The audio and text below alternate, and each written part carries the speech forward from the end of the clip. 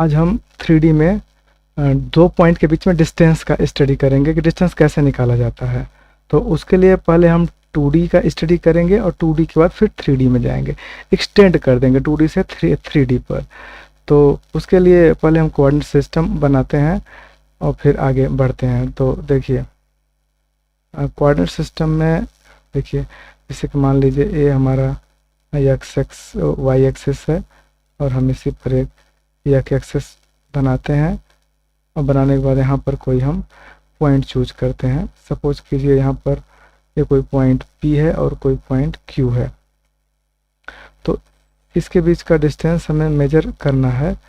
तो देखिए मान लीजिए कोई पॉइंट P है जिसका कि निर्देशांक कोऑर्डिनेट x1 और y1 है, और फिर यहाँ पर Q है इसका कोऑर्डिनेट x2 y2 है, और ये x एक्सिस है, x डैश कहेंगे इसको, और इसको y डैश कहेंगे, y यहाँ y डैश यहाँ पर।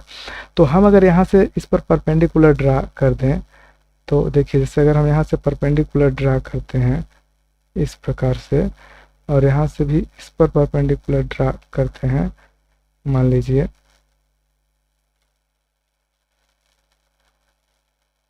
डायरेक्ट उसको यूज करता हूँ, और यहाँ से मैं डायरेक्ट अगर परपेंडिकुलर ड्रा करता हूँ तो चूंकि कोई भी कोऑर्डिनेट सिस्टम में जैसे ये x2 y2 हो गया, तो यहाँ तक की डिस्टेंस x2 हो जाएगी, ये पूरी डिस्टेंस यहाँ तक की, ठीक है, यहाँ से लेके यहाँ तक की जो पूरी डिस्टेंस है, इस डिस्टेंस को हम यहाँ से यहाँ तक, ठीक है, यहाँ से यहाँ तक हम इसको x2 बोलेंगे।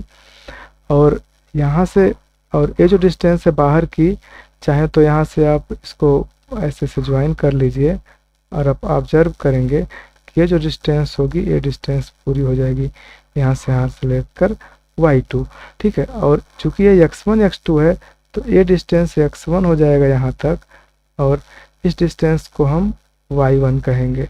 यहाँ से लेके अगर यहाँ पर परपेंडिकुलर ड्रा कर दें तो ये डिस्टेंस यहाँ से लेके यहाँ तक की y2 हो जाएगी।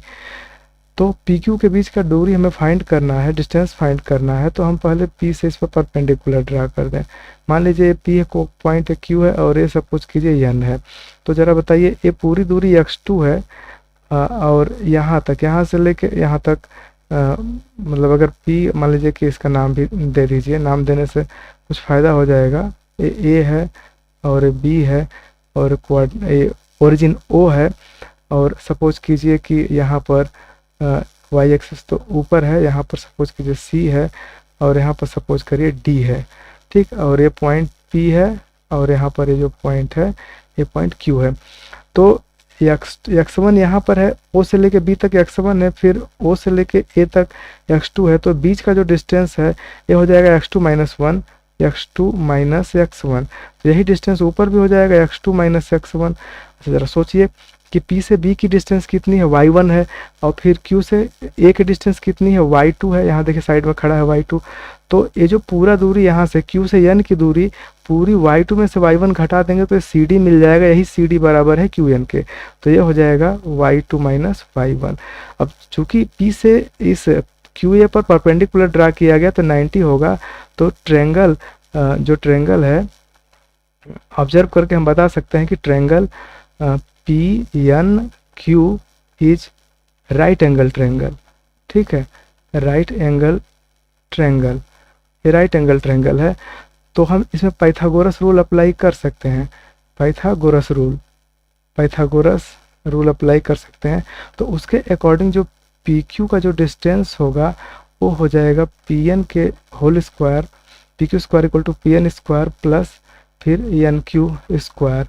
तो यहाँ से अगर PQ इक्वल टू हम करें तो रूट में हो जाएगा, PN का वैल्यू क्या है, P से N की जो वैल्यू है आप ऑब्जर्व करेंगे तो x2 माइनस x1 दिया हुआ है, इसका होल स्क्वायर कर देंगे, और जो NQ है उसकी वैल्यू हो जाएगी y2 माइनस y1 का होल स्क्वायर। तो इस प्रकार से हम 2D में 2 पॉइंटों के बीच का डिस्टेंस मेजर कर लिए। अगर हम इस तरीके का अगर एग्जाम्पल पढ़ना चाहें तो एग्जाम्पल में जैसे सपोज कीजिए कि 2D में हमारा कोई पॉइंट है, मान लीजिए ये हम 2D बना रहे हैं, ठीक है, इस प्रकार से छोटा सा 2D बना रहे हैं, और एक पॉइंट यहाँ पर हम दे दे रहे हैं, और मान लीजिए सपोज कीजिए ये 0.12 है और ये 0.34 है, तो इसके बीच का जो डिस्टेंस है आप 12th में पढ़ चुके होंगे। अगर इसका वैल्यू p है और ये q है तो जो pq का डिस्टेंस है वो होगा रूट में 3 - 1 का स्क्वायर, 3 - 1 का स्क्वायर और फिर 4 - 2 का स्क्वायर। इस प्रकार से हम सॉल्व करेंगे तो हमारा बन जाएगा 3 - 1 2 का स्क्वायर 4 प्लस 4 - 1 2 का स्क्वायर, तो ये भी 4 4 4 8, 8 को आप लिख सकते हैं 2 × 2 × 2, 2 को बाहर कर दीजिए पेयर बन के तो 2√2 यूनिट।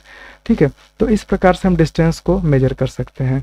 तो चलिए अब हम इसी को एक्सटेंड करते हैं 3D में, कि 3D में हम कैसे जो है चीज़ों को विजुलाइज करेंगे। तो चलिए 3D पहले बनाते हैं, 3D में डिस्टेंस को मेजर करते हैं। तो देखिए 3D में हम डिस्टेंस को मेजर करने जा रहे हैं, तो पहले तो 3D ज्योमेट्री बनाते हैं। ठीक, सपोज करिए कि ये हमारा यहाँ पर ये तीनों कोऑर्डिनेट सिस्टम है। ठीक, इसका नेम सपोज कर लीजिए मैं रख दे रहा हूँ OX, ये है यहाँ पर Y और ये है Z।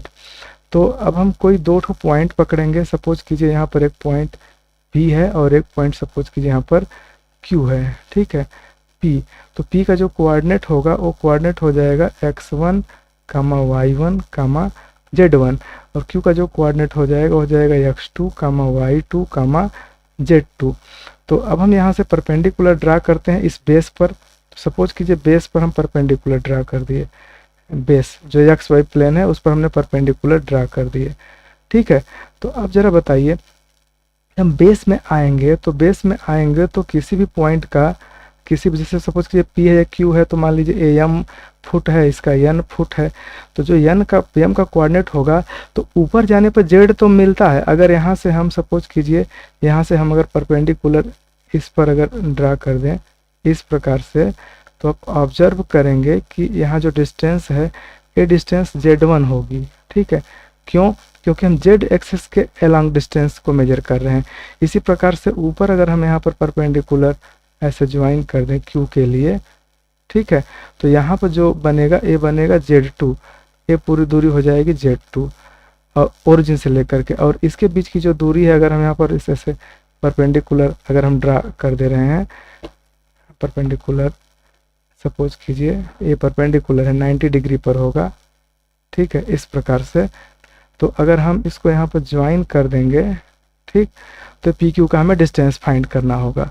तो अब जरा सोचिए ये नीचे Z1 ऊपर Z2, तो ये सपोज कीजिए कि पॉइंट PQ है, ये मान लीजिए MN हो गया, सपोज कीजिए T है, तो जो Z और मान लीजिए यहाँ पर ये L है। ठीक है, LT का जो डिस्टेंस है, L और T का जो डिस्टेंस है, ये पूरा डिस्टेंस हो जाएगा Z2 - Z1, Z2 - Z1, और ये डिस्टेंस किसके बराबर हो जाएगा? मान लीजिए यहाँ पर हम R ले रहे हैं तो QR, तो QR के बराबर हो जाएगा। ठीक है, तो एक चीज़ ऑब्जर्व करिए कि जो M का कोऑर्डिनेट है बेस में क्या हो जाएगा, x1 तो होगा, y1 तो होगा, लेकिन z 0 हो जाएगा क्योंकि xy प्लेन में z की हाइट कुछ नहीं है तो 0 हो जाएगा। सिमिलरली यहाँ पर x2 हो जाएगा और y2 और फिर z की वैल्यू हो जाएगी हमारी 0। तो अब 2D में जो हम डिस्टेंस का जो फार्मूला यूज करेंगे, डिस्टेंस का फार्मूला, तो डायरेक्ट 2D में देखिए 2D में क्या है कि ये 0 है या नहीं है कोई मतलब नहीं, क्योंकि 2D में हो गया। ये जो पॉइंट M N है 2D में है, 2D का मतलब बेस में है, बेस प्लेन है, प्लेन 2D होता है। तो 2D में हम फार्मूला पढ़े हैं कि दो बिंदु अगर दिए हों तो उसके बीच का डिस्टेंस क्या होता है। तो यहाँ से यहाँ से जो MN की जो वैल्यू है, ठीक, M और MN जो डिस्टेंस है इसकी जो वैल्यू निकालनी होगी तो हम रूट में लिख सकते हैं कि ये वैल्यू क्या होगी, x2 - x1 का whole square plus y2 - y1 का होल स्क्वायर, ये डिस्टेंस। और यही जो MN है, MN की जो हमने डिस्टेंस वहाँ लिख दी, MN बराबर है PR के। ठीक है, क्यों? क्योंकि परपेंडिकुलर ड्रा किया गया। देखिए यहाँ भी परपेंडिकुलर है, अगर आप इसको ऑब्जर्व करना चाहें तो देखेंगे कि यहाँ भी परपेंडिकुलर है 90 डिग्री, यहाँ भी 90 डिग्री है, तो इस प्रकार से ये PR के बराबर होगा। तो PR का भी डिस्टेंस यही हो जाएगा जो यहाँ पर आ रहा है रूट में। ठीक है, x2 - x1 का होल स्क्वायर और y2 - y1 का होल स्क्वायर, इस प्रकार से। तो अब हमें अगर इस ट्रायंगल में इन ट्रायंगल अगर हम PR और Q में अगर हम सॉल्व करें तो जो PQ यही हमें डिस्टेंस फाइंड करना, तो PQ स्क्वायर इक्वल टू क्या हो जाएगा, PR स्क्वायर और प्लस क्या हो जाएगा आर क्यू स्क्वायर। तो आर क्यू का वैल्यू Z2 माइनस Z1 है, तो पी क्यू का वैल्यू अगर ले लेंगे तो किस में चला जाएगा, ये तो पक्का है रूट में जाएगा।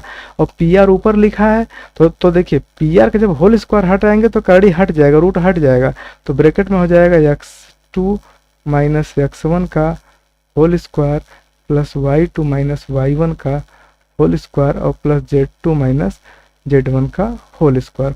तो इस प्रकार से हम पी क्यू का डिस्टेंस जो है फाइंड कर लिए।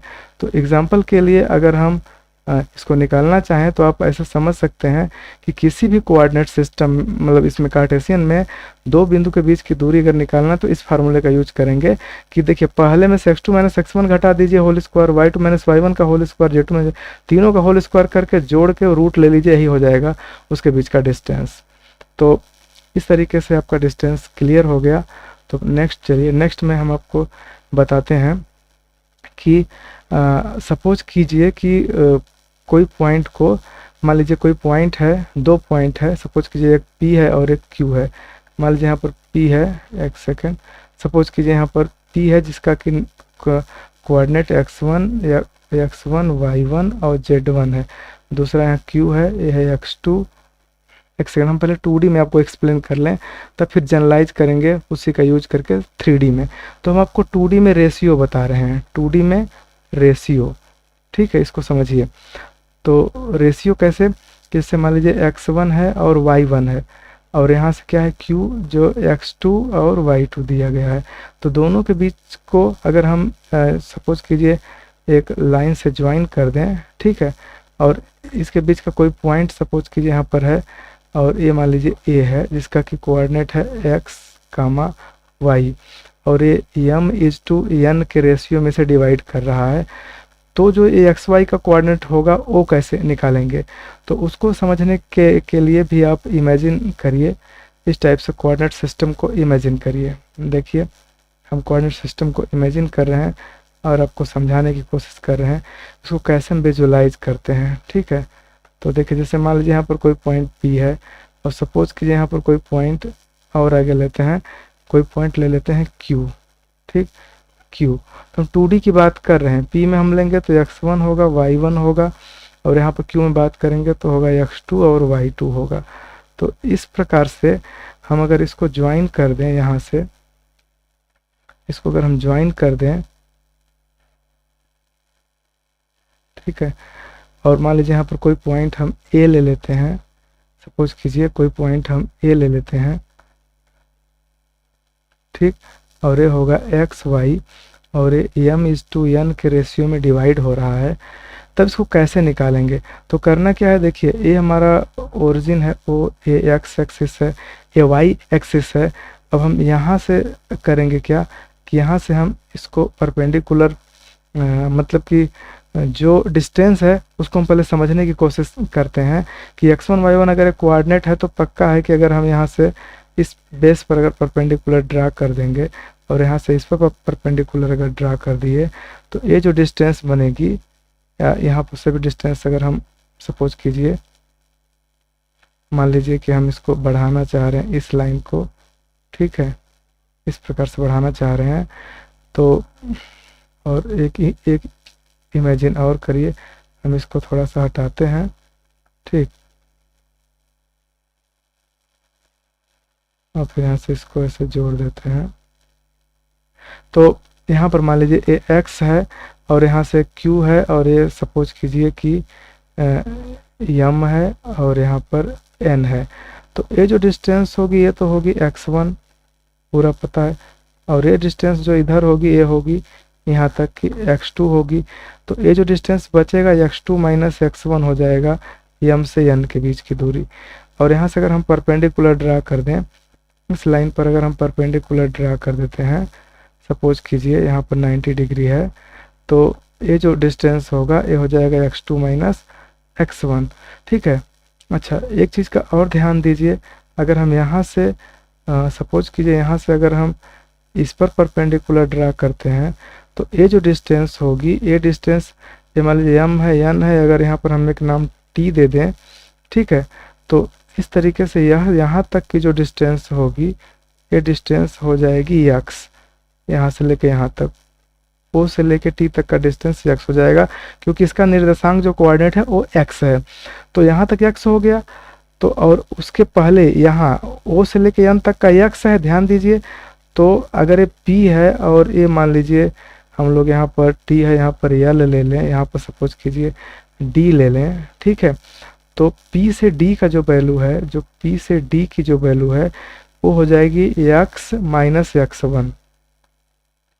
या जो नहीं समझ में आएगा तो वीडियो को रोक करके आप इसे देख सकते हैं, और नहीं समझ आया तो कमेंट में पूछ भी सकते हैं कि क्यों हो रहा है, या फिर पर्सनल नंबर पे जो यहाँ के छात्र हैं KNPG के वो अपना पूछ सकते हैं। तो देखिए यहाँ पर हम लोग क्या काम कर रहे हैं कि x पूरा है, o से लेके t तक तो x है, इस x में से इधर x1 घटा देंगे तो ये जो डिस्टेंस बनेगी ये p से लेके d तक, यह डिस्टेंस हो जाएगी x माइनस x1। ये डिस्टेंस पूरी है, ध्यान दीजिएगा, ठीक है। अच्छा आगे अगर यहाँ से ज्वाइन कर दें तो देखिए, तो ये पूरी दूरी जो यहाँ से लेके यहाँ तक दूरी है, ए मान लीजिए r है, अभी तो r नहीं लिए हैं, ये r ले लेते हैं। तो a से r की जो डिस्टेंस है, a से r की जो भी डिस्टेंस है, हम उसको सपोज कर सकते हैं कि ये पूरी दूरी में से यहाँ x तक का घटा दीजिए तो x2 माइनस x, ठीक है। पूरी दूरी x2 है, x2 में से यहाँ तक का x, देखिए ये o से लेके t तक x है, इसको घटा देंगे तो x2 माइनस r हो जाएगा। इसी प्रकार जरा सोचिए, इमेजिन करिए कि ये डिस्टेंस हमारी जो है यहाँ तक का, देखिए यहाँ तक का जो डिस्टेंस है वो है y1, ठीक है। और यहाँ तक का r तक का जो डिस्टेंस है y है, और फिर y2 जो डिस्टेंस है वो पूरा लेकर के यहाँ से q तक का ये बन रहा है। तो देखिए ये पूरी दूरी यहाँ तक y है, यहाँ तक y है, तो r से l के बीच की दूरी होगी y माइनस y1, ये इतनी दूरी होगी, ठीक है। और यहाँ पर ऊपर जो है q से r की जो डिस्टेंस होगी, पूरा y2 में से ये पूरा y घटा देंगे तो ये हो जाएगा यहाँ से y2 माइनस y, ये डिस्टेंस हो जाएगी, ठीक है। तो हमारे पास देखिए, चूंकि ये सपोज कीजिए कि ये जो लाइन है PQ लाइन है, ये इस प्रकार से है कि यहाँ पर भी एंगल थीटा बना रहा है। मान लीजिए सपोज करिए कि ये एंगल थीटा हो, आप ऐसा इमेजिन कर लीजिए, यहाँ पर लेट कर लीजिएगा, ठीक है, लेट कर लीजिए कि जो एंगल है APD बराबर थीटा, अगर लेट कर रहे हैं तो यहाँ से इम्प्लाई करेगा कि जो हमारा और भी एंगल है, ठीक है, और एंगल में ये जो नेक्स्ट एंगल है QAR, ये भी एंगल थीटा होगा, ठीक है। एंगल QAR किस रीजन से थीटा होगा, आप इसे कह सकते हैं कि करस्पॉन्डिंग एंगल, मतलब कि दो अगर पैरेलल लाइन हो, सपोज कीजिए यहाँ पर मैं बता रहा हूँ, दो पैरेलल लाइन है, एक स्लैंट लाइन कटती है तो ये जो एंगल होते हैं दोनों बराबर होते हैं, तो इसी के बेस पर हम यहाँ पर कह सकते हैं। तो चलिए अब हम करते क्या है ना कि अब हम एक रूल लगाते हैं, उस रूल के हिसाब से ट्राई करते हैं। तो देखिए इस फर्स्ट, इसको नाम दे दीजिए फर्स्ट ट्रायंगल, सपोज कीजिए इसको नाम दे दीजिए फर्स्ट, इसको सेकेंड नाम दे दीजिए। तो इन फर्स्ट ट्रायंगल, ठीक, अगर हम कास थीटा का वैल्यू अगर हम बनाएं, अगर कास थीटा का वैल्यू बनाएं तो आधार बटा कर्ण या बेस अपन हाइपोटेनस होता है, तो x माइनस x1 अपन हाइपोटेनस क्या हो जाएगा, हो जाएगा यम, ये लिया गया है रेशियो, ठीक है। सिमिलरली इन ट्रायंगल अगर हम 2 की बात करें तो यहाँ से जो कास थीटा होगा वो हो जाएगा x2 minus x upon n। चूँकि दोनों में कास बराबर है तो फ्रॉम 1 and 2 हम कह सकते हैं, ठीक, फ्रॉम 1 and 2 इन दोनों से कह सकते हैं कि दोनों सेम होंगे, तो यहाँ से होगा x minus x1 upon m equal to x2 minus x upon n। अगर हम क्रॉस मल्टीप्लाई कर दें तो यहाँ से हमें क्या मिलेगा, nx मिलेगा माइनस nx1 इक्वल टू हो जाएगा mx2 और फिर माइनस mx। अब x वाले को इधर करके कॉमन ले लीजिए, सारे x को इधर ले लीजिए, x कॉमन लेंगे तो इधर आएगा तो हो जाएगा m प्लस an है इक्वल टू, ये उधर जाएगा तो हो जाएगा mx2 प्लस nx1। अब यहाँ से जो x का वैल्यू डायरेक्ट वैल्यू है वो हो जाएगा mx2 प्लस nx1 अपान m प्लस n। सिमिलरली हम y का जब वैल्यू निकालेंगे तो हो जाएगा my2 प्लस my1 अपान m प्लस n। ठीक है, तो इस प्रकार से हम लोग जो है रेशियो का फार्मूला 2D में लगा लिए। तो 2D में जब हम लोग लगा लिए तो अब हम इसी को आगे चल के एक्सपैंड करेंगे 3D में। तो जब 3D में जाएंगे आप तो 3D में देखिए, तो 3D में हम चीज़ों को बता रहे हैं। जैसे कि मान लीजिए 3D में आप इमेजिन करिए कि हमारे पास एक कोऑर्डिनेट सिस्टम है। सपोज कीजिए एक कोऑर्डिनेट सिस्टम है यहाँ पर, ठीक, इस प्रकार से। और सपोज कीजिए ए है ओ एक्स, ए वाई और ऊपर है जेड, इस प्रकार से दिया गया है।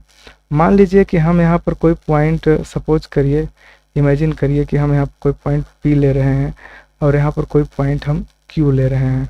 ठीक है, तो इसका कोऑर्डिनेट क्या होगा? इसका कोऑर्डिनेट अगर आप जानना चाहेंगे, एक सेकेंड, थोड़ा सा मैं इसको ऐसा सेट करूं कि आपको प्रॉब्लम ना हो। मान लीजिए यहीं पर ले लेते हैं पी x1 y1 और फिर z1। ठीक है, इस प्रकार से 3 पॉइंट ले एक कोऑर्डिनेट ले लीजिए और यहाँ पर एक पॉइंट q ले लीजिए, इसका कि नेम होगा x2 y2 और फिर z2। तो यहाँ से करना क्या है कि इसको ज्वाइन करिए, ठीक है। और यहाँ पर कोई पॉइंट, सपोज कीजिए यहाँ पर हम कोई पॉइंट ले लें, ठीक, कोई पॉइंट ले लें ए, जिसका कि कोऑर्डिनेट होगा एक्स वाई और जेड, और ये m/n के रेशियो में डिवाइड करेगा।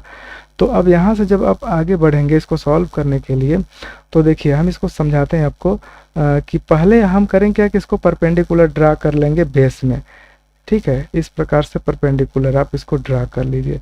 तो परपेंडिकुलर जो बेस में जो ड्रा कर रहे हैं, पी क्यू है, ए है, तो मान लीजिए कि यहाँ पर क्या होगा, यहाँ सपोज कीजिए कि ए सपोज कर लीजिए कि यम है, ए एन है, ठीक, और इसको ज्वाइन कर दीजिए, एक चीज़ बताइए, जो यहाँ 2D में जो यहाँ जो बेस बना हुआ है, बेस में क्या है कि जेड एक्सिस तो ऊपर होता है, जैसा कि मैं आपको एक्सप्लेन कर चुका हूँ पहले कि जेड जब भी बनेगा तो जेड इस प्रकार से बनेगा कि जेड ऊपर होगा। तो ये जो डिस्टेंस बनेगा ये z1 बनेगा। यहाँ जो डिस्टेंस बनेगा ये सपोज कीजिए ये यहाँ तक जो ओरिजिन है ओरिजिन से ले करके यहाँ से लेके यहाँ, अगर हम यहाँ पर एक परपेंडिकुलर ड्रा कर दें पी से लेके, तो ये डिस्टेंस हमारा z1 है। और ऊपर की जो डिस्टेंस यहाँ से जो हम परपेंडिकुलर ड्रा करेंगे इस पर, इस प्रकार से, ठीक है, क्यू पर, तो ये डिस्टेंस जो होगा z2 होगा, जिसको कि ऐसे डिनोट कर दीजिए। इसको यहाँ से हम डिनोट कर देते हैं पूरा, ठीक है, इस प्रकार से ये हमारा z2 डिनोट हो गया। तो अब यहाँ से अगर हम इस पर परपेंडिकुलर ड्रा कर दें, ठीक, इस प्रकार से परपेंडिकुलर हम ड्रा कर देते हैं। और एक काम करते हैं कि इसको यहाँ भी ज्वाइन करा देते हैं, यहाँ भी ज्वाइन करा देते हैं, तो और आगे इसको ऐसे बढ़ा भी देते हैं। ठीक है, तो करना क्या है, देखिए x1 y1 z1, तो जो n की कोऑर्डिनेट है वो जो बनेगा वो इस प्रकार से बनेगा कि ये हो जाएगा x1 y1 और z1, सॉरी z1 का वैल्यू 0 हो जाएगा। ठीक है, क्यों? क्योंकि इस पर कोई हाइट नहीं है। और इसी प्रकार m का कोऑर्डिनेट हो जाएगा x2 y2 और z2 का वैल्यू 0 हो गया।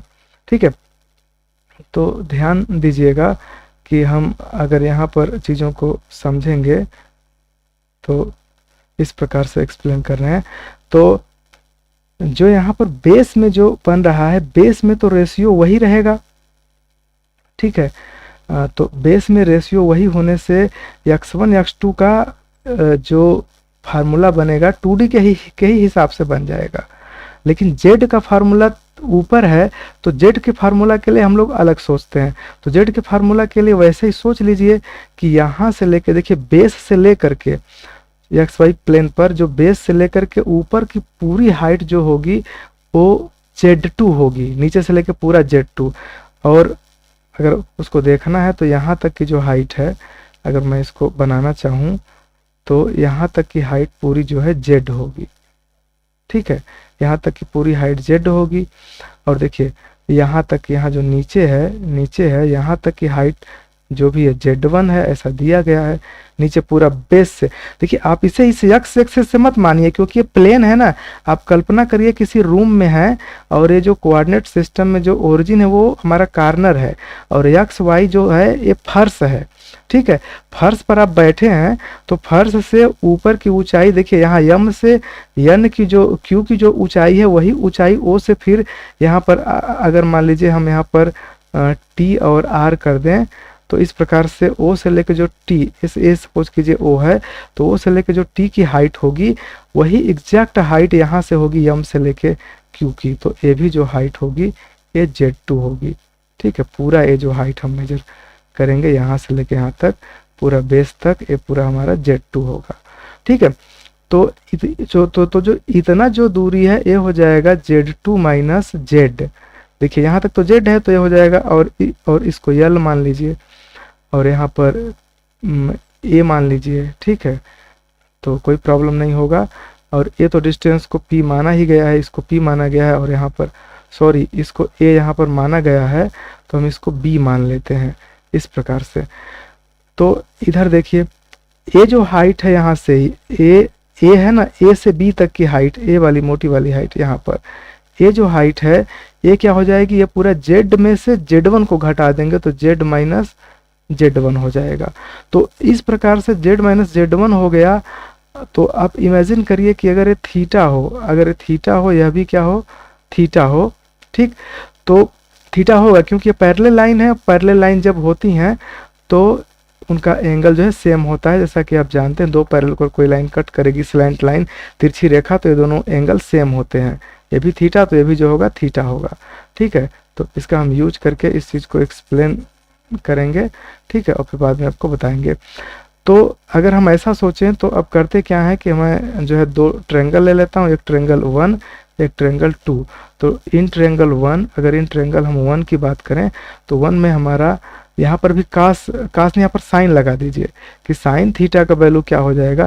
देखिए ये हम लेट कर रहे हैं, ये जो हम थीटा लेट कर रहे हैं ना, इसको आप ऐसे करिए कि ए पी बी बराबर एंगल कह सकते हैं क्यू ए यल और इक्वल टू थीटा। इसको लेट कर लीजिए, लेट कर लेंगे, मतलब ये दोनों बराबर हैं, ये दोनों बाई रूल मतलब नेचुरली ये बराबर हैं, इसको कह सकते हैं ये नेचुरली इक्वल हैं। लेकिन ये जो हम लेट कर रहे हैं ये हम अपने से लेट कर रहे हैं। तो साइन थीटा इक्वल टू क्या होता है, परपेंडिकुलर अपन हाइपोटेनस। तो यहाँ से हम रेशियो ले लेंगे तो क्या हो जाएगा, Z माइनस Z1 अपान यम। और इन ट्रायंगल 2 ले लीजिए, ठीक है। इन ट्रायंगल 2 के लिए आप चाहें तो दूसरा पेंसिल यूज कर सकते हैं। तो यहाँ से जो साइन थीटा होगा वो हो जाएगा Z2 माइनस जेड अपान यहाँ पर यन हो जाएगा। तो दोनों साइन थीटा के वैल्यू तो दोनों इक्वल होंगे। तो फ्रॉम 1 एंड 2 हम इसको बता सकते हैं कि Z minus Z1 upon m equal to Z2 minus Z upon n. अब क्रॉस मल्टीप्लाई कर दीजिए तो यहाँ से क्या बन जाएगा, यहाँ से बन जाएगा n Z minus n Z1 equal to m Z2 minus m Z. तो इसको इधर कर देंगे तो Z कॉमन कर देंगे तो यम प्लस यन हो जाएगा इक्वल टू उधर हो जाएगा यम Z2 प्लस यन Z1 और यहाँ से Z का वैल्यू हो जाएगा यम Z2 प्लस यन Z1 अपान यम प्लस यन, ठीक है। तो ये तो हो गया Z का वैल्यू। और सिमिलरली 2D में हम एक्सप्लेन कर चुके हैं पहले से कि एक्स वाई का कैसा होता है। तो वहाँ से x का जो रेशियो होगा यम x2 प्लस यन x1, ठीक है, अपान यम प्लस यन कर देंगे। और सिमिलरली यहाँ से जो y का वैल्यू है यम y2 प्लस यन y1 अपान यम प्लस यन। इस प्रकार से यहाँ से हम ये भी निकाल लिए। तो इन तीनों का जो हम मान निकाले हुए हैं यही हमारा फाइनली रिजल्ट है और इसी को हमें क्या करना है, यूज करना है, ठीक है। इसको यूज करने में एक खास बात यहाँ पर आपको ये समझनी है, ध्यान से सोचिएगा। मैं नेक्स्ट में आपको बता रहा हूँ, ठीक है। जैसे कि मान लीजिए कि अगर हमें कोई पॉइंट गिवन है, सपोज कीजिए कि यहाँ पर और यहाँ पर, ये मान लीजिए है x1, एक सेकेंड, सपोज कीजिए ये दिया है x1, y1 और z1, और यहाँ पर दिया है x2, y2 और फिर z2। इस प्रकार से ये रेशियो दिया है। तो ये रेशियो दिया है, तो यहाँ से हम इसको ज्वाइन करेंगे। और एक और भी दे दिया कि मान लीजिए कि 3:4 हमें यूज़ करना है। तो यहाँ से जो हम x, मान लीजिए यहाँ पर कोई पॉइंट जो बनेगा वो xy बनेगा। तो xy, एक सेकंड में कुछ समझाने के लिए जो अच्छा टर्म यूज नहीं कर रहा हूँ। तो देखिए, मान लीजिए 2 पॉइंट हैं और हम इसको ज्वाइन कर रहे हैं एक लाइन से। दिया है कि मान लीजिए अगर ऐसा कुछ दिया है कि 1 2 3 और फिर मान लीजिए यहाँ पर 4 2 1 5 ऐसा कुछ दिया हुआ है, और यहाँ पॉइंट दे दिया, उस पॉइंट का नाम ये मान लीजिए ए है और ये पॉइंट बी है। यहाँ कोई पॉइंट सी दे दे जिसका कि एक्स वाई आपको फाइंड करना है, लेकिन कंडीशन दे दिया कि जो सी है इसको 3 संबंधे 1 के फॉर्म में डिवाइड कर रहा है। 3:1 यहाँ पर 1 है।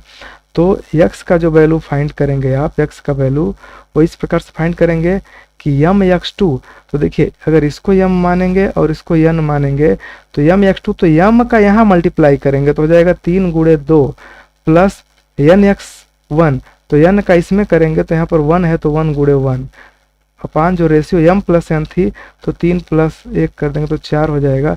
3 दूना 6 और 1 यहाँ देखिए मल्टीप्लाई हो रहा है, तो 3 दूना 6 और 1 1 1, 6 1 7 बटा 3 1 4, 7 बटा 4। इसी प्रकार से y का भी निकाल लीजिए, तो 3 × क्या होगा 1, देखिए m के साथ y2 यहाँ पर होगा, ठीक है। तो ये 1 हो जाएगा, प्लस n को यहाँ पर यहाँ से n को 1 को उठा के इसमें मल्टीप्लाई करिए तो 1 × 2, तो यहाँ पर और फिर अपान m + n, तो 3 प्लस हम 1 ले लेंगे तो यहाँ से क्या हो जाएगा 3 और 3 2 5 बटा 3 1 4 हो जाएगा। सिमिलरली z को निकालना है, तो z को निकालना है तो 3 × यहाँ पर जाइए 5, 3 × 5 कर दीजिए, प्लस 1 × 1 यहाँ से उठाइए n का वैल्यू और यहाँ 3 कर दीजिए, अपान कर दीजिए 3 + 1, तो यहाँ जो वैल्यू आएगी वो वैल्यू होगा 3 × 5 = 15 और 3 15 3 18 बटा 4। तो इस प्रकार से जो a का जो c का जो कोऑर्डिनेट है वो आ गया 7 बटा 4, और फिर उसके बाद में जो बन रहा है वो है 5 बटा 4 और है 18 बटा 4, ठीक है। तो इस तरीके से हमने आपको एक्सप्लेन किया और उम्मीद है कि आपको ये समझ में आया होगा। तो रेशियो तो आप निकाल लेंगे, ठीक है। अब आपको नेक्स्ट मैं एक्सप्लेन करता हूँ, एक सेकेंड। अब मैं आपको नेक्स्ट एक्सप्लेन करता हूँ कि जो इसका रेशियो का यूज कहाँ कहाँ होता है, यूज करके कैसे क्वेश्चन सॉल्व करते हैं। तो इसमें कुछ क्वेश्चन दिया है, मैं इस टाइप के कुछ क्वेश्चन को सॉल्व करूँगा, लेकिन अभी जो है कि मैं एक और फार्मूला बताता हूँ, उसके बाद में फिर हम चीज़ों को एक्सप्लेन करेंगे, ठीक है। तो नेक्स्ट फार्मूला है कि जैसे कि ट्रायंगल है, मान लीजिए एक ट्रायंगल है, ठीक है। मान लीजिए ट्रायंगल है 3D में, ठीक है। 3D में ट्रायंगल है, तो उसको देखिए कैसे बनाते हैं। तो 3D में जो ट्रायंगल है वो बनेगा इस प्रकार से। मान लीजिए यहाँ पर एक सेकेंड, ठीक है। अब यहाँ से दूसरा ले लीजिए, यहाँ से तीसरा ले लीजिए, ठीक है, इस प्रकार से। तो इसका जो सेंटर है, ठीक, सेंटर जो है उसका कोऑर्डिनेट क्या होगा। अगर सपोज कीजिए ए है, ये सपोज कीजिए बी है और ये सी है, इसका नेम में है x1 y1 और z1, और फिर यहाँ पर है x2 y2 और z2, ठीक है। सॉरी, यहाँ पर 3 कर देना चाहिए क्योंकि सी है, नेम के हिसाब से मैच नहीं कर रहा है। तो यहाँ पर हो जाएगा x2 y2 और फिर z2, और यहाँ पर हो जाएगा x3 और y3 और फिर हो जाएगा z3, ठीक है। तो इस प्रकार से नाम लिख लीजिए। तो हमें इसका सेंटर निकालना है। तो देखिए आप पहले ही 12th में ही या फिर 10th में ही पढ़ चुके हैं, एक बहुत अच्छा रूल है कि सेंटर बनता कहाँ है। सेंटर बनता है कि किसी भी पॉइंट, किसी भी ट्रायंगल में किसी पॉइंट को हम पकड़ लें और उसके एक कार्नर से, वर्टेक्स से, एक शीर्ष से, ठीक है, उसके सामने जो भुजा है, जो साइड है, उसके मिड को हम ज्वाइन कर दें, उसके मिड को ज्वाइन कर दें। और ज्वाइन इस प्रकार से तीनों को ज्वाइन करना है आपको, इसको भी ज्वाइन करना है और यहाँ से सामने वाली भुजा के मिड को, तो मिड यहाँ पर होगा लगभग, मिड का मतलब मध्य बिंदु, तो उसको भी ज्वाइन कर दीजिए इस प्रकार से घुमा फिरा के, ठीक है। और तीसरे वाले को भी ज्वाइन कर दीजिए, ठीक। तो ये मान लीजिए ए बी सी हो गया, तो ए के सामने फिर डी होता है, एक सेकेंड, यहाँ पर जो नेम है वो डी होगा, ए ई होगा और ए एफ होगा।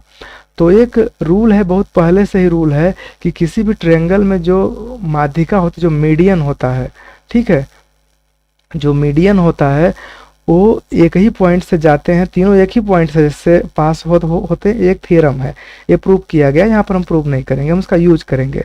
तो एक ही पॉइंट से पास होते हैं और इस प्रकार से पास होते हैं कि 2:1 के रेशियो में इसको डिवाइड करते हैं, ठीक है।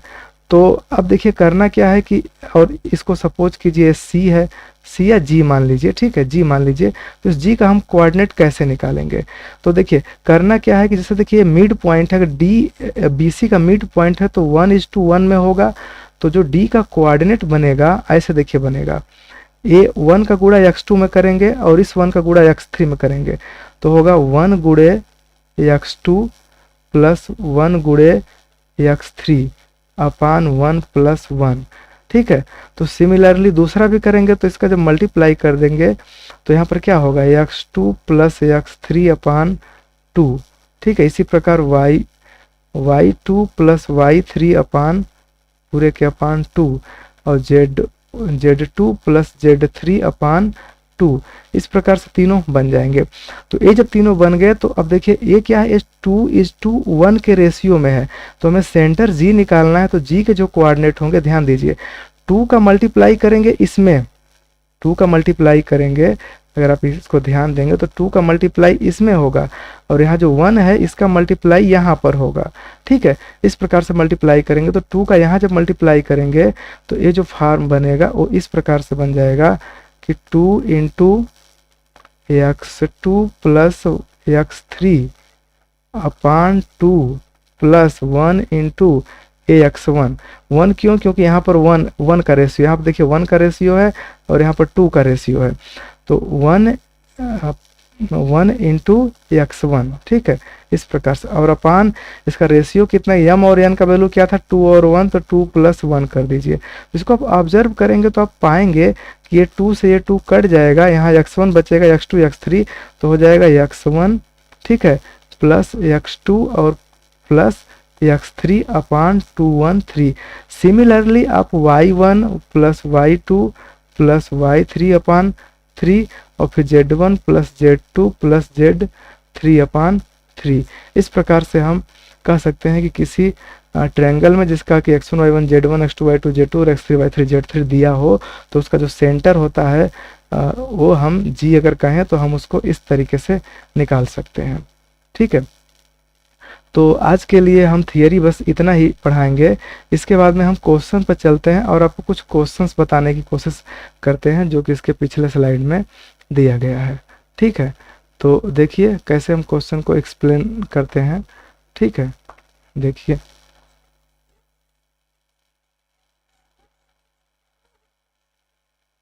चलिए हम इस क्वेश्चन को एक्सप्लेन करते हैं। तो देखिए पहला क्वेश्चन क्या है कि find the coordinate points of इतना, ये तो आसान दिया हुआ है, जैसे कि देखिए क्या दिया हुआ है, 2 दिया हुआ है, -4 और 3 दिया हुआ है, और एक जो दूसरा जो कोऑर्डिनेट सिस्टम, दूसरा जो पॉइंट दिया हुआ है उसको लिख रहे हैं, ये है -4 इंटू 5 इंटू -6, ऐसा दिए हुए हैं। और यहाँ पर कोई पॉइंट है जो पहला रेशियो क्या, 1 और -4, तो ठीक है 1 यहाँ पर आने दीजिए और यहाँ पर इसको नाम दे दीजिए, मान लीजिए कोई हम कहते हैं P कोई पॉइंट है जिसका कि x y हमें फाइंड करना है, और जो दूसरा दिया है -4 दिया हुआ है, ठीक है। देखिए -4 एक्चुअली नेगेटिव तो होगा नहीं, तो ये अपोजिट डायरेक्शन में होगा। यहाँ पर मैं जगह नहीं है, नहीं तो मैं इसको एक्सप्लेन कर देता कि ये नेगेटिव डायरेक्शन में कैसे होगा। देखिए m/n का जो है तो है क्या कि देखिए दो चीज़ें मैं आपको बता दूं कि m/n जो n होता है, ये दो प्रकार का भी का जो डिविडेशन होता है रेशियो, एक इंटरनल होता है, एक इंटरनल होता है, ठीक है, और एक एक्सटर्नल होता है, ठीक। तो एक्सटर्नल के केस में नेगेटिव यूज किया जा सकता है, ठीक है, लेकिन इंटरनल के केस में क्या होगा, रेशियो दोनों पॉजिटिव होंगे। तो एक्सटर्नल में ये जो पी पॉइंट है ये पीछे होगा, ठीक है, और एक्सटर्नल में ही अगर या तो फिर वो ब्रैकेट में कह, देखिए ब्रैकेट में क्या है कि ये यम एन दोनों पॉजिटिव, जहाँ पॉजिटिव दिखेंगे उसमें आप ध्यान दीजिएगा कि ये इंटरनल होगा, और दोनों में से कोई एक, जैसे कि मान लीजिए लिखा है -3:5 देगा या 5:-3 देगा, तो दोनों में एक माइनस होने से वो केस बन जाता है एक्सटर्नल, ठीक है। तो एक्सटर्नल में भी हम चीज़ों को इसी प्रकार से ट्राई करेंगे और फिर सॉल्व करेंगे। तो देखिए इसको कैसे सॉल्व करते हैं, ध्यान दीजिए यहाँ से। देखिए जैसे कि 1 का मल्टीप्लाई तो यहाँ पर हम करेंगे, तो जो x की जो वैल्यू है वो हमें अगर निकालना रहेगा तो 1:-4 करेंगे, 1 × -4 प्लस -4 इंटू यहाँ पर कर दीजिए 2 और अपान 1 - 4। तो यहाँ पर देखिए क्योंकि यहाँ यम एन का वैल्यू यूज होगा तो ये -4 होगा, और फिर यहाँ पर 4 दूना -8 होगा, और फिर यहाँ -3 होगा, 8 4 क्या हो जाएगा -12/-3, और इसका वैल्यू होगा 4। यहाँ देखिए फर्स्ट कोऑर्डिनेट में आंसर में जो है 4 दिया हुआ है, यहाँ पर आप देखेंगे तो आंसर में पहला 4 दिया हुआ है। इसी प्रकार अगर आप सपोज कीजिए कि हम अगर y का वैल्यू निकालें, ठीक है, और y का वैल्यू निकालें तो करेंगे क्या कि देखिए 1 का गुणा करेंगे 5 में, तो 1 × 5 प्लस 1 × 5 के बाद में -4 × -4 कर दीजिए, -4 × -4 अपान 1 -4, तो ये बनेगा क्या 5 और 4 का 16, 16 5 21 और नीचे -3 तो हो जाएगा -7, ठीक है। इसी प्रकार से z को निकालेंगे, तो z को जब निकालेंगे तो 4 का इसमें करेंगे गुणा, 1 का इसमें करेंगे तो होगा -6, और -4 करेंगे 3 में तो -12 अपान हो जाएगा 1 -3 हो जाएगा -12 6 18, सॉरी 4 होगा तो -3 आएगा, और -3 होगा तो 3 6 के 18, ठीक है। इस प्रकार से तो हमारा जो आंसर आया, ये जो आंसर है वो जो आएगा वो हो जाएगा, यहाँ से अगर मिलाएंगे तो 4 - 7 और फिर यहाँ पर 6, ठीक है, जो कि यहाँ आंसर में आया हुआ है। इसी प्रकार आप दूसरा लगा लेंगे, ठीक है। अब देखिए एक चीज़ का ध्यान दीजिए, जैसे कि 5वां क्वेश्चन है, ठीक, इस 5वां क्वेश्चन को हम आपको एक्सप्लेन करते हैं कि 5वां क्वेश्चन कैसे दिया गया है, ठीक है। तो इसके लिए चलिए इसको हम मिटाते हैं और फिर दूसरा ट्राई करते हैं, ठीक है। तो देखिए कैसे,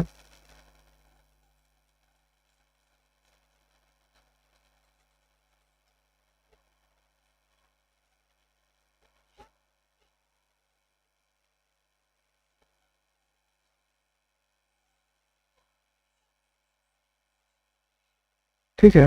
देखिए दूसरे क्वेश्चन में क्या रहा है कि so that the set of points are collinear. तो ये जब कोलिनियर है तो कोलिनियर कहने का सेंस क्या हुआ, कोलिनियर कहने का सेंस ये हुआ कि देखिए मतलब कि तीनों पॉइंट एक ही सीध में होंगे, तो ये एक ही सीध में होंगे तो पहला पॉइंट क्या है 2 5 और -4, ठीक है। दूसरा पॉइंट कहाँ है, दूसरा पॉइंट है मान लीजिए कि ये सपोज कीजिए कि ये जो लिखा यहाँ पर दिया गया है 1 4 और -3, और जो तीसरा जो पॉइंट है वो लिखा है 4 7 -6, ठीक है। ये मान लीजिए ए है और ये सपोज कीजिए बी है और ये सपोज कीजिए सी है, तीनों को अलग अलग मिलाइए, ए बी को तो मिला सकते हैं, ठीक है, ए बी को हम मिला सकते हैं आसानी से क्योंकि दो बिंदु से तो एक ही लाइन पास होती है ना। अब यहाँ से भी मिला सकते हैं, ठीक है, यहाँ से भी हम मिला सकते हैं। तो ये एक ही सीध में कब होंगे, देखिए एक ही सीध में 3 लाइनें तब होती हैं जब इसमें से देखिए हमारे पास 3 डिस्टेंस है, ए बी बी सी और ए सी, ये 3 डिस्टेंस है। अगर 3 डिस्टेंस में 2 डिस्टेंस जुड़ करके तीसरी के बराबर हो जाए तो तीनों एक ही सीध में होंगे। ये सिंपल सा आइडिया है, इसे आप समझने की कोशिश करिए। कहा जा रहा है कोई 3 डिस्टेंस है, मान लीजिए ऐसे कहा गया 1 डिस्टेंस 2 डिस्टेंस और फिर एक दे दिया तीसरी डिस्टेंस, तो ये तीनों पॉइंट, ये मान लीजिए सपोज कीजिए कि यहाँ पर ये कहे कि ए सपोज कीजिए ए है, ये सपोज कीजिए बी है, ये सपोज कीजिए कि तीनों एक ही सीध में होंगे, तो ऑब्वियस सी बात है कि दो छोटे छोटे का सम अगर तीसरी के बराबर हो जाए तो तीनों एक सीध में होंगे। अगर बड़ा हो गया, दो छोटे का सम अगर बड़ा हो गया तो त्रिभुज बना लेगा। आज जैसे आपके पढ़ चुके हैं कि कहीं भी किसी भी त्रिभुज में दो भुजाओं का योग तीसरी से बड़ा होता है, तो दो भुजा अगर तीसरी से बड़ा हो गया, देखिए दो भुजा तीसरी से, अगर दो भुजाओं का योग तीसरी पर रहेगा तो यहाँ अगर सपोज कीजिए कि यहाँ पर कोई पॉइंट ए है और यहाँ बी है और यहाँ सी है, तो ये जो सी है इसी पर रहेगा, इसी पॉइंट पर रहेगा। लेकिन अगर सी, ये जो दो भुजाओं का योग थोड़ा सा बड़ा हो गया, सी थोड़ा ऊपर चढ़ जाएगा ऐसे, और बड़ा हो गया तो और ऊपर चढ़ जाएगा, और बड़ा हुआ तो एकदम ऊपर चढ़ जाएगा। लेकिन सी का वैल्यू इस प्रकार से हो कि दो भुजाओं का योग इससे छोटा होने लगे, तो घटते घटते घटते घटते सी इसी पर आ जाएगा। और कह सकते हैं कि तीनों बिंदु एक सीध में तब होंगे जब दो छोटी छोटी का योग तीसरी के जो बड़ी वाली है उसके बराबर होगा। तो आप यहाँ पर एक रूल डेवलप कर सकते हैं, वो रूल इस प्रकार से होगा जो मैंने समझाया कि कैसे हम उस रूल को डेवलप करेंगे। ठीक है, तो देखिए कि ऐसे कह सकते हैं, ठीक है, इस प्रकार से कह सकते हैं कि A B C are collinear, ठीक है, एक कोलिनियर होंगे, हिंदी में संरेख। ठीक है, संरेख कहने का सेंस ये होता है एक ही सीध में, ठीक, एक ही सीध में, या फिर समझिए एक ही लाइन में। ठीक है, तो ये तभी होंगे, कंडीशन या रूल कहिए, रूल क्या है कि जो छोटी भुजा है स्मॉल, स्मॉल फर्स्ट, ठीक है, plus small second equal to large, जो लार्ज वाली लाइन है ऐसा हो जाए तो काम हो जाएगा। तो चलिए ए बी सी डी निकालते हैं, ए बी निकालते हैं, ए बी का वैल्यू क्या हो जाएगा, देखिए रूट में हम डायरेक्ट निकालेंगे। देखिए यहाँ पर दिया हुआ ए बी, तो हम सिर्फ यही दो कोऑर्डिनेट यूज करेंगे, तो फार्मूला x2 माइनस x1 करेंगे। तो देखिए यहाँ से अगले वाले में से पिछला घटाते हैं, तो एक में से दो घटेगा -1, -1 का होल स्क्वायर, प्लस 4 में से -5 घटेगा, फिर -1 का होल स्क्वायर, और फिर -2 में से -4 घटेगा तो जाएगा +2 हो जाएगा इसका होल स्क्वायर। 2 दूना 4, 1 5, 1 6, तो करड़ी में ये हो गया 6। ठीक है, अब देखिए दूसरा में हम बी सी निकालते हैं, तो बी सी का जो हम वैल्यू निकालेंगे उसको ध्यान दीजिए, बी से सी में तो 4 में से 1 घटा 3 का स्क्वायर, ठीक है, फिर 7 में से 4 घटा 3 का स्क्वायर, फिर देखिए 6 में से 2 घटा तो -6 में से -2 घटा तो -4 होगा, तो ये 4 का स्क्वायर हो जाएगा होल स्क्वायर। तो देखिए 9 9 18 और 16 30, तो अगर हम इसको ध्यान से देखें तो ये क्या होगा, 16 और 18 नहीं 30 नहीं होगा, ये 32 होगा। तो बनेगा 16 दूना 32, तो ये हो जाएगा 16 में जब बाहर निकलेगा तो 4 करड़ी में 2। ठीक है, ये थोड़ा टेढ़ा लग रहा है जिससे कि चीज़ें बदलने की संभावना कम हो रही। एक सेकेंड, 9 9 18 और 16, तो 16 दूना 32, 2 34 होगा। ठीक है, क्योंकि 16 देखिए यहाँ से क्या होगा, 4 में से 1 गया 3, 7 में से 4 गया 3, -6 में से 2 गया तो 4, तो 16 और 9 और 9 18 और 16 अगर आप जोड़ देंगे तो यहाँ से जो मिलेगा वो हो जाएगा 34। तो 34 को यहाँ पर लिख देते हैं। ठीक है, ये हट क्यों नहीं रहा है, हट तो रहा है। ठीक है, रूट में क्या हो जाएगा 34। इसी प्रकार से जब तीसरा जब हम AC निकालेंगे तो AC निकाल, हमने कुछ गलत लिखा है क्या, 2 5 -4 2 5 -4 1 4 -3, सॉरी यहाँ पर देखिए मैंने गड़बड़ लिखा है, इसीलिए उल्टा सीधा आ रहा है, इसीलिए मैं गेस कर रहा था कि चीज़ें गड़बड़ क्यों कर रहा हूँ। यहाँ पर 1 4 -3 दिया हुआ है, ध्यान से देखिए, तो हम इसको 3 बना के हम फिर से सॉल्व करते हैं। ठीक है, इसको हम थोड़ा सा इसको रब करते हैं और यहाँ से आपको फिर से बताने की कोशिश करते हैं। ठीक है, देखिए कैसे, ए बी का जो वैल्यू है वहाँ जब 3 बना देंगे तो क्या आएगा, 1 में से 2 घटा तो आएगा -1, तो -1 का होल स्क्वायर 1 हो जाएगा। ठीक है। अब देखिए, अब जो मैं बोल रहा हूँ उस चीज़ को समझिएगा, मैं हर चीज़ नहीं लिख रहा हूँ लेकिन लिख देता हूँ फर्स्ट टाइम मैं। तो 1 माइनस 2 होगा -1 का होल स्क्वायर, प्लस यहाँ से 4 माइनस 5 -1 का होल स्क्वायर, और फिर दूसरे केस में जो बनेगा -3 और -4, तो ये भी हो जाएगा -1 का स्क्वायर। तो इस प्रकार से जो बनेगा रूट में 3 बन जाएगा, ठीक है। अब BC के बारे में सोचिए, तो BC के बारे में अगर हम निकालेंगे तो हमें यहाँ से मिलेगा 4 में से 1 गया 3 का स्क्वायर, ठीक है।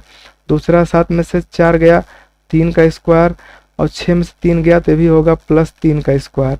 तो ये 3 करड़ी में देखिए 3 इंटू 3 स्क्वायर होगा, 3 बाहर हो जाएगा, रूट में 3 हो जाएगा।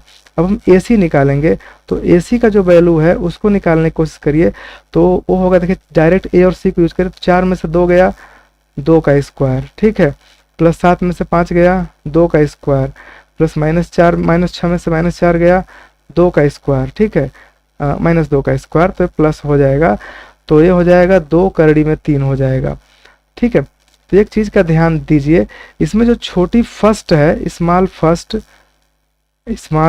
अगर हम इसको स्मॉल फर्स्ट का संज्ञा दें तो हम किसको देंगे, तो देखिए ध्यान से देखिए, ए जो √3 है ए बी है, यहाँ आप देखिए √3 ए है ए बी, और जो BC है वो 3√2 है।